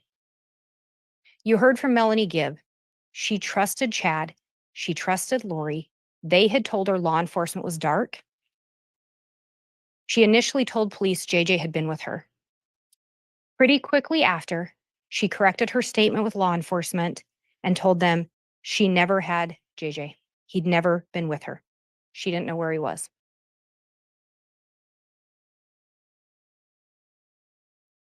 On December 8th of 2019, Melanie Gibb decided to place a phone call to Chad and Lori. Okay, I did have a question that I asked Al at one point, your brother, if I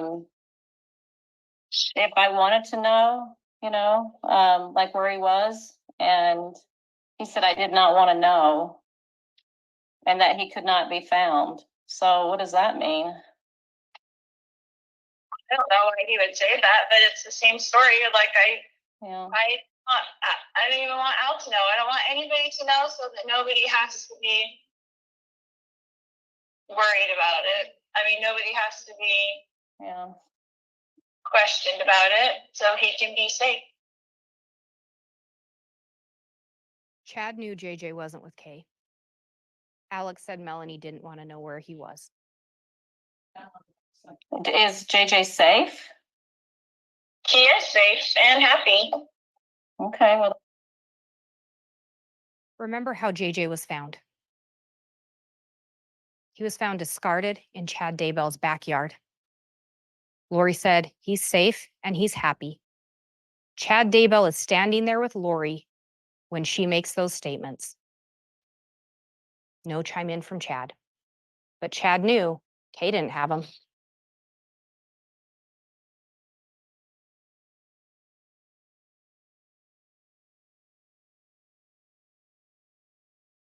So is there kids that are not involved, or they're what are they talking about? So I'll have a clue if they show up at my house.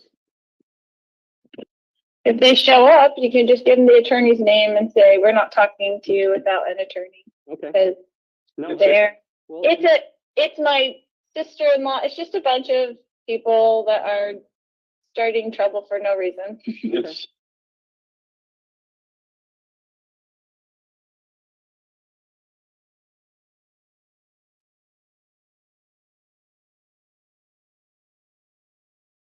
You just heard an excerpt of Chad talking to Jason Williams.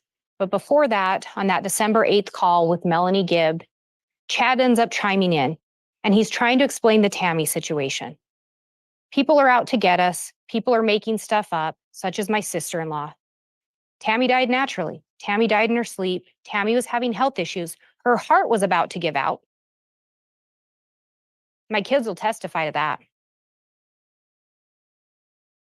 So is there kids that are not involved, or they're what are they talking about? So I'll have a clue if they show up at my house. If they show up, you can just give them the attorney's name and say, we're not talking to you without an attorney. Okay. Because No. Well, it's my sister-in-law. It's just a bunch of people that are starting trouble for no reason. it's separate from the Tammy situation. Again, Chad trying to distance and explain the Tammy situation separate from the kids. But it wasn't separate. Chad determines if people are dark or possessed. Chad rates their death percentage, and we all know what Chad said. Dark people, possessed people, the body has to die. JJ, Tylee, Tammy, all labeled as dark by Chad Daybell. It's a simple situation, but we just can't tell you because then you'd have to be involved. Yeah. No, I get it. That's fine. So at that point, they're talking about bringing down like a host of like FBI people involved and stuff. And I'm like, I don't want, I don't need that. It's Christmas. So, that's where I'm just going, all right, that's interesting. So, okay. Well, you don't know anything, which is great. Yeah. You don't know anything. No, I don't know anything. And so that's good news at that point in time. So, okay. I don't know how they would have done that other than Heather. You heard from both Melanie Gibb and Jason William. They recorded these calls. They were both hoping to help locate JJ and Tylee. They still hadn't been located. You also heard some recorded calls that were recorded by Ian Pulowski. In those calls, you hear Chad and Lori repeatedly refer to law enforcement as dark Some of them are even disciples of Cain. They're so dark. Melanie Pulowski at one point asks what she's supposed to do about Detective Hermosillo because he's not going to stop. He's not going to stop until he finds those kids, and she wants advice from Chad. What does she do? Chad's response, get out of his way. He doesn't say, and Lori doesn't say, we'll produce the children, we'll come and help you.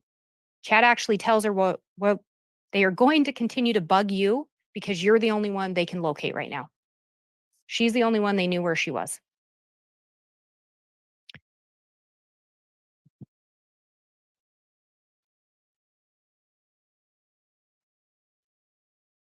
Back in October, Lori had messaged Alex, or had messaged Chad about Alex. She had some concerns.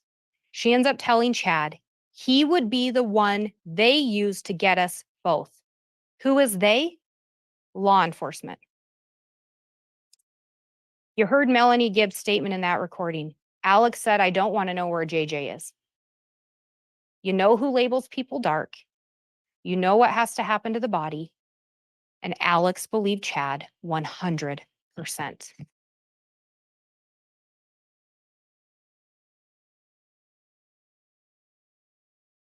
In November of 2019, Chad gave Alex a patriarchal blessing. And you progressed and were selected by the Savior himself. Great warriors were needed in that creation. Powerful goddesses were needed to be protected, and you were selected to help protect your sister.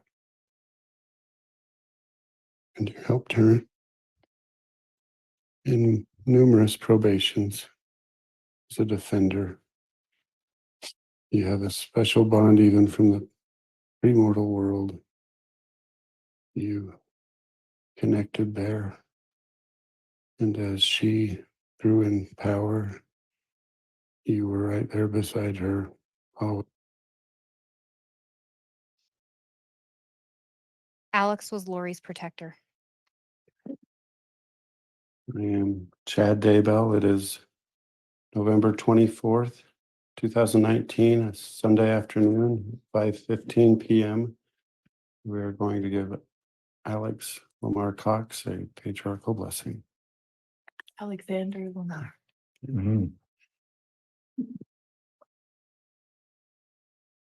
Alexander Lamar Cox. On this special day, I lay my hands upon your head to give you a patriarchal blessing as part of the member of the Church of the Firstborn that you have earned the privilege to be a member of.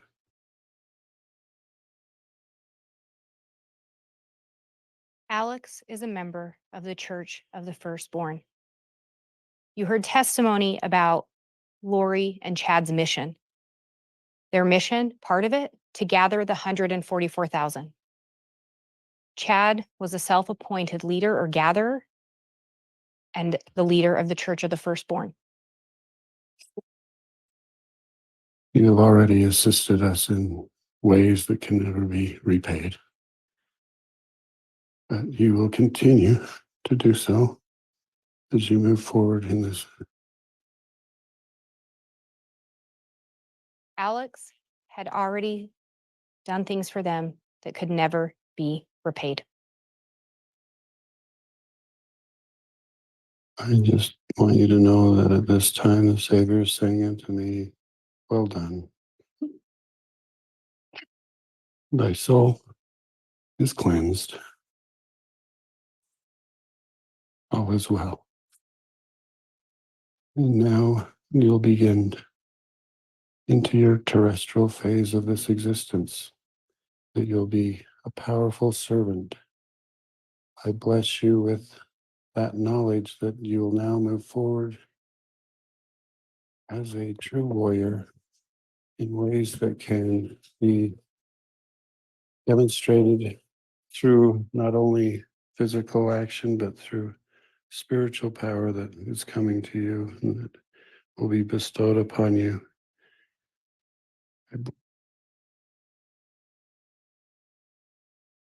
Alex had been cleaned. Whatever acts he'd done, he'd been absolved of them now, according to Chad. On December 11th of 2019, Tammy Daybell's body was exhumed. Chad and Lori had a conversation with Alex that day, and Zulema talked to Alex after that. She said Alex seemed worried when he got off the phone. She questioned him. Alex ended up telling her he was worried he was going to be their fall guy. When pushed further, Alex said, "I am either a man of God or I am not." Alex believed Chad 100%. Melanie Gibb had asked Lori at one point if she believed what Chad told her. Lori had responded that she did, but that if he was a Satan, he sure was a good one. On December 12th of 2019, on December 12th of 2019, Alex Cox ended up dying the day after Tammy's body was exhumed. An autopsy was conducted on Tammy's body, and you heard from both Dr. Eric Christensen and Dr. Lily Marsden. They both unequivocally testified the manner of death was a homicide, the cause asphyxiation. And you heard them talk about the different manners of death. And you heard Dr. Christensen just yesterday talk about no sign the asphyxiation was a suicide, no sign the asphyxiation was natural, no sign the asphyxiation was accidental. That left homicide, death by the hands of another. They talked about the bruises on Tammy. They talked about the fact those could be consistent with being restrained. They talked about the exhaustive toxicology tests that were done to try to ensure they had the correct cause of death. They talked about considering all the other natural possibilities, seizures, cardiac arrhythmia. And they talked about how they went through that process to reach their final conclusion. They talked about they followed their normal protocol. They gathered evidence, they gathered information, and you heard Dr. Christensen talk about that. Normally, you give a medical history. With his patients, they can't. They have to rely on collateral sources and collateral information. They gather the medical records and they gather reports and statements surrounding that person's death, so they ensure they reach the correct conclusion. Again, both of them were consistent in their findings, homicide by asphyxiation. You further heard from multiple of Tammy's coworkers and friends that she didn't have any known health issues. Tammy was very active by all accounts. She participated in fitness classes. She participated in clogging. She never missed work. She was reliable and a hard worker. The only reported health concerns to law enforcement came from Chad Daybell. You heard several officers talk about that. Agents, investigators.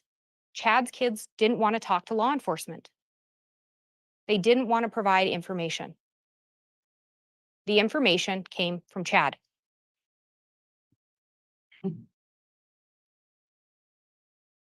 Chad told people different things regarding Tammy's death.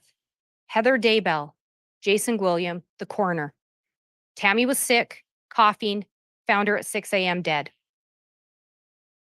Also to Heather Daybell, no autopsy because the coroner had found matter in her throat. There was no testimony of that. She died of an embolism, also told to Heather Daybell. Chad said Tammy woke up at midnight, throwing up, and died at 2 a.m. Consistent that it's an embolism, different time of death to Alice Gilbert. Tammy was sick, coughing, went to bed around 10. Chad went at 1 and found her cold and dead on the floor to Hannah Munoz. Again, remember, Hannah went through the funeral line or the viewing line twice, once with each parent. Second time, Chad said she'd been coughing violently. Both went to bed at 10. He woke up at midnight and her body fell out of bed.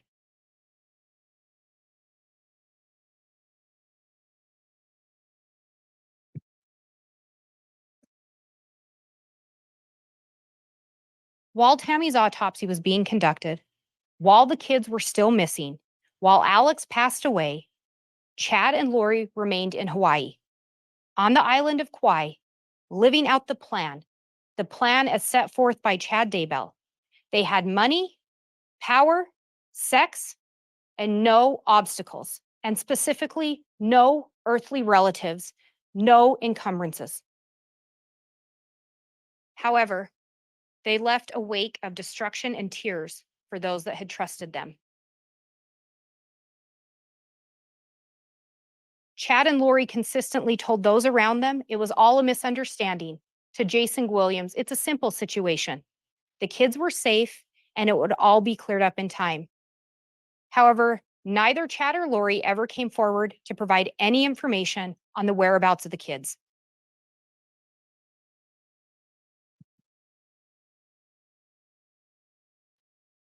On June 9th and 10th of 2020, you heard multiple officers, investigators, detectives talk to you about the search of Chad Daybell's property.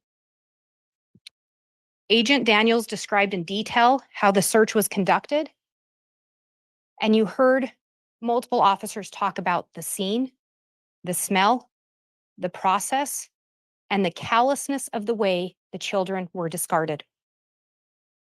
You heard how the officers present at Tylee's scene were on their hands and knees, sifting through the dirt with their hands, small tools, in an attempt to locate Tylee's bones and her other remains. Tylee had been discarded in a pet cemetery with some of her remains in the fire pit as well. The investigators collected the bones, tissue, organs, and what has been described as a burnt mass.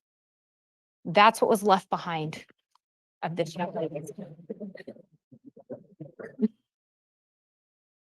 Tylee had a whole life ahead of herself. You heard how JJ was buried by the pond, and you heard how once the soil was removed, there were rocks. Once the rocks were removed, there were boards. And once those boards were removed, you heard how they found JJ. JJ was 7 years old.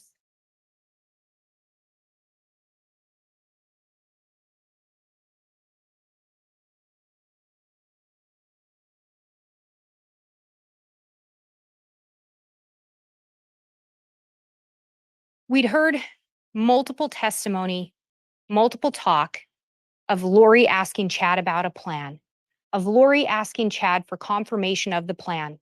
And one of those things that we heard was a call that took place on June 8th of 2020. I think in the slide it was dated as 2019. That call took place on June 8th of 2020, the day before Tylee and JJ were found. Lori wanted confirmation of the plan. The judge is going to give you jury instructions, and we talked clear back in jury selection about those jury instructions. But I just want to remind you, when we're talking about a conspiracy is an agreement between two or more persons to commit a crime. Only one of those persons has to commit one overt act. So one act in furtherance of the conspiracy. And you're going to be given jury instructions, and they'll have the overt acts listed out.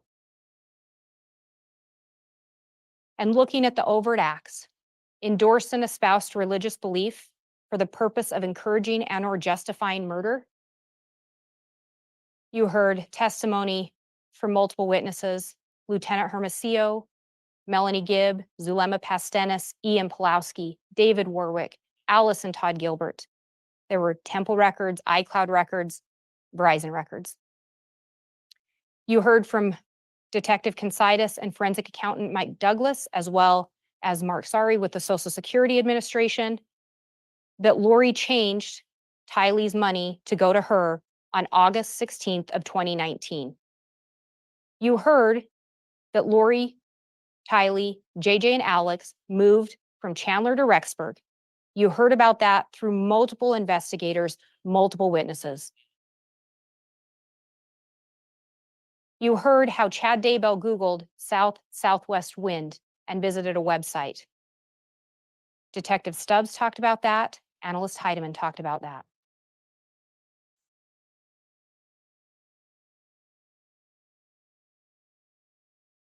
You heard from Agent Balance and Agent Wright, as well as Patrick Eller, how Alex went to apartment 175 in those early morning hours of September 9th. You heard again from Detective Considas, Forensic Accountant Douglas, Mark Sari, and Agent Hart that Lori did not report to the Social Security Administration. She continued to collect that money. There's evidence of that in the iCloud accounts and bank records. Similarly, same type of evidence to support she continued to wrongfully collect those Social Security benefits. On or about September 23rd, Alex took possession of JJ. Lori tells Warwick and Gibb JJ's with Alex, refuses to let David Warwick see him on the 23rd, and the night before, David and Melanie had seen him with Alex.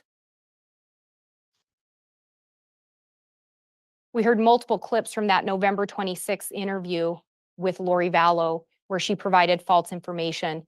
JJ wasn't with Gibb. She was married to Chad. She didn't provide truthful information. September 23rd to February 1st, again, similar to Tylee in the Social Security, Lori failed to report that. You heard about that through those financial timelines that were presented and that testimony. September 9th, similarly, she continued to wrongfully collect that money. She didn't report it. She continued to collect it.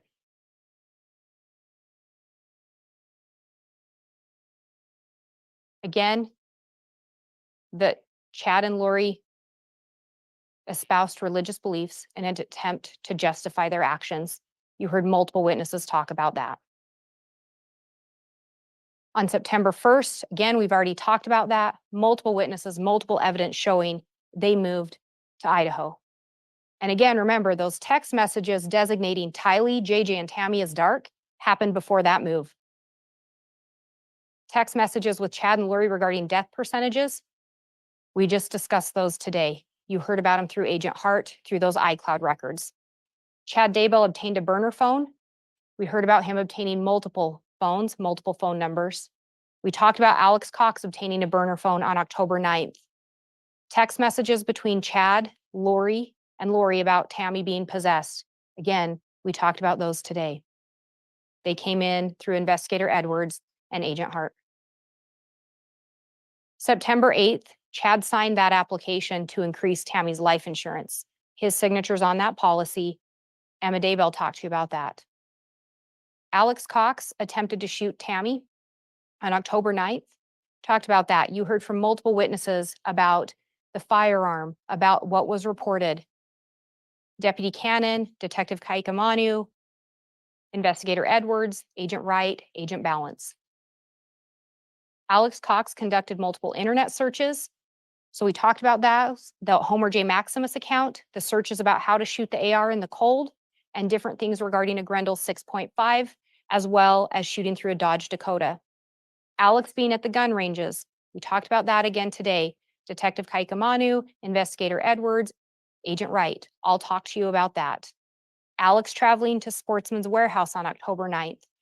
Agent Balance, Agent Wright, Investigator Edwards, Detective Kaikamanu, all talked to you about that location data and the recovery of the items purchased, or the identification of the items purchased, I should say. Alex being at the church parking lot approximately 2.5 miles from the Daybell residence on October 18th, 2019. You heard about that information from Agent Balance, Agent Wright, Detective Kaikamanu, and Investigator Edwards.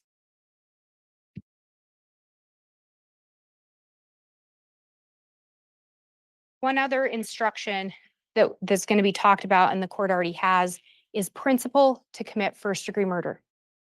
When we're talking about principle, it can include aiding and abetting, so advising or assisting, encouraging, commanding, coercing another. Chad didn't ever have to actually physically cause the death of another person if you believe the state has met our burden with one of those other elements. If Chad advised or assisted, encouraged, commanded, coerced, and if it was premeditated, so planned or intended.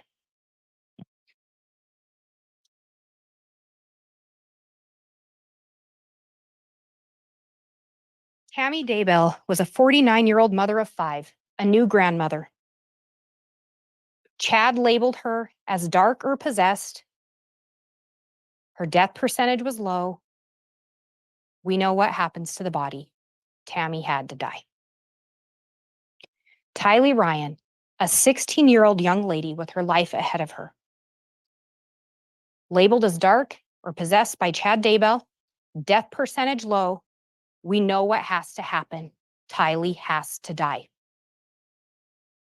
JJ Vallow, a 7-year-old little boy with most of his childhood and his whole life ahead of him. Labeled as dark or possessed by Chad Daybell, death percentage low. JJ has to die. All 3 victims gone too soon.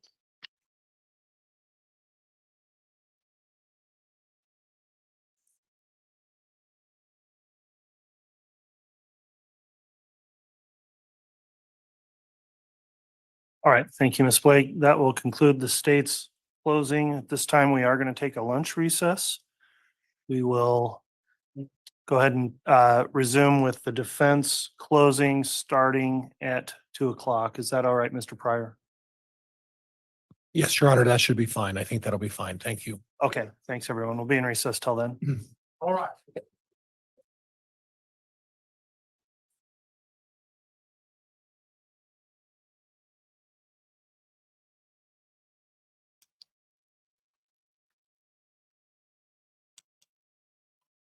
Oh my goodness. I need to take a moment.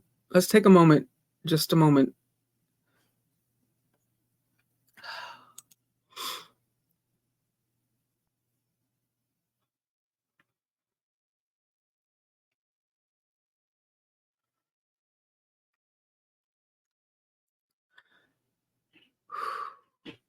That was a good closing. Very good. Very well done.